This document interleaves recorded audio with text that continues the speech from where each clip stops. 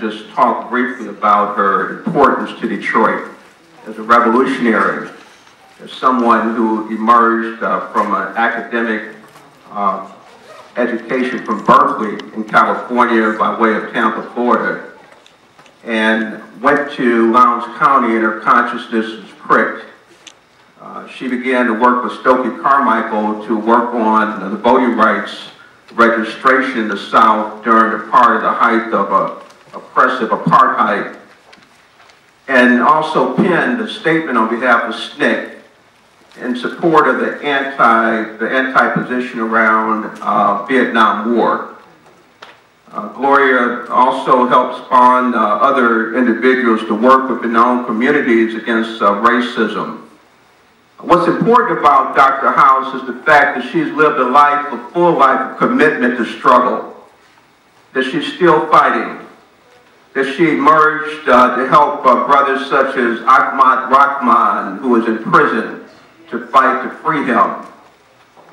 She helped develop the Black Studies Department at Wayne State University, and after becoming a professor emeritus there, went on to the University of Michigan, Dearborn, where not only she led the Humanities Department and African American Studies Department, but became chair. She continues to fight as a great poet. In a fascist and oppressive society, they always will come toward the poets first, to the artists. And so it's really a tribute on behalf of our board, our president, Juanita Moore, and our staff, that we welcome you to a very important program. This year we've been focusing on the year of rebellion, looking at 1967 and commemorating that in a large historical arc. Interestingly enough, as we move to next year, the large thematic theme is the year of reparations. The year of reparations. How do we repair and rebuild our global community? So I think it's very fitting that Dr. House's book is entitled Medicine. Medicine. In other words, she had the prophetic thought to be aligned with what we need today in terms of the fight for revolutionaries. I would like to read just a couple quotes from the bio that you can find.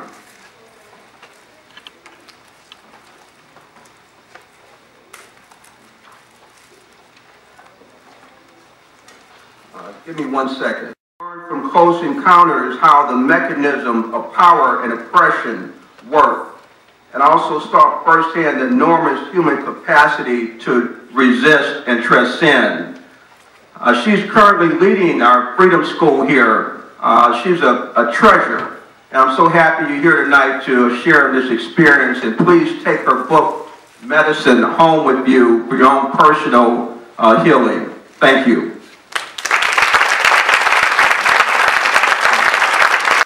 Good evening, everyone. Good evening. My name is Chris Rutherford. I am the president of the board of directors for Broadside Lotus Press.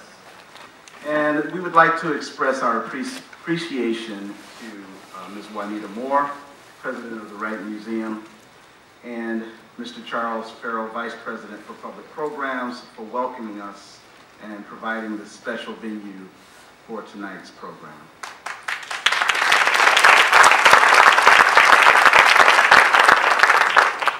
Our thanks to each of you for coming out to celebrate Dr. House's new book and to observe with us the 52nd anniversary of Broadside Press and the 2nd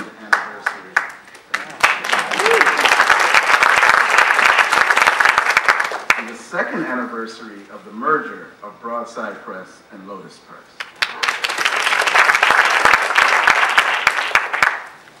Detroit Mercy Press. Many individuals have contributed to the production of Medicine, and I would like to recognize and thank some of them.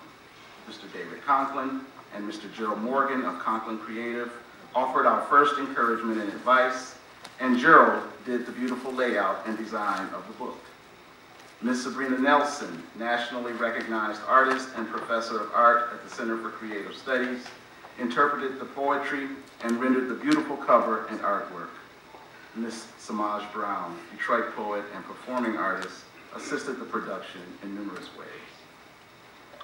Over the last 2 decades, Broadside Lotus Press has enjoyed a very rewarding partnership with the University of Detroit Mercy, specifically Mr. Farrell and Mr. Rutherford in welcoming you to this celebration. For the last 17 years, I have had what is the privilege of directing the Center for Print Culture, the University of Detroit Mercy and the University of Detroit Mercy Press.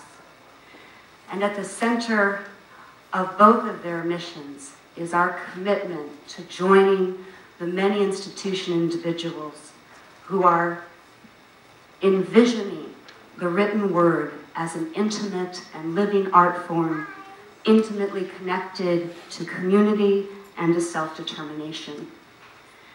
And though I acknowledge and thank Broadside and Broadside Lotus Press for their connection to the University of Detroit Mercy, I must say it is absolutely our honor, and that collaborative relationship has been at the center of everything that the Dudley Randall Center for Print Culture, or UDM. Hello, everyone. So wonderful to see you. Thank you so much for coming here. Thank you so much for being here. So I have to start out by thanking the musicians that you were hearing before we got started. We had Jalo Jakati on drums, Mr. Philip Whitfield on piano. Who else do we have? Jaribo Jahid on bass, and of course Ross Kenty. I think Ross Kenty was playing as well. And I mustn't forget Dr. James Brown on the arbor lute. This is his own invention, which he has patented. Isn't it a wonderful sound? Very intriguing. Thank you so much, Dr. Brown. Thank you so much. So many people to thank for this book, especially people who said, Aneb, why don't you put some of those projects aside, the political stuff, and finally get that book out, right? So I followed their advice. This is a collection of poems. Some I wrote quite a while ago, and some of them appeared in as singular poems in various publications.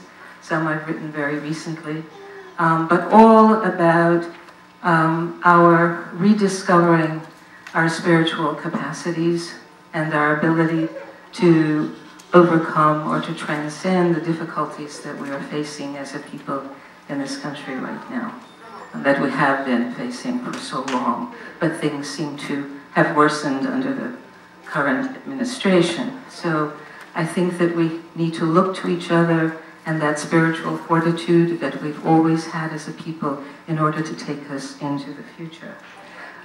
Some people have been especially supportive of this poetry project. My Sisters Circle, it's a group of women here in Detroit. We've known each other for years. We've gone through many things together. We meet quarterly or so just to talk and talk and talk and talk and talk about whatever. And the book is dedicated to them. And it's also dedicated to my immediate family, my son Heru, my daughter-in-law Het, and my granddaughter Isis. They are so dear to me and they inspire me all the time. My daughter-in-law is growing into the most beautiful artist, young visual artist, and I understand now she's decided to take up dance again, so that's going to be wonderful. Rosemary Weatherston, who is professor at University of Detroit Mercy, has also been a very big encouragement.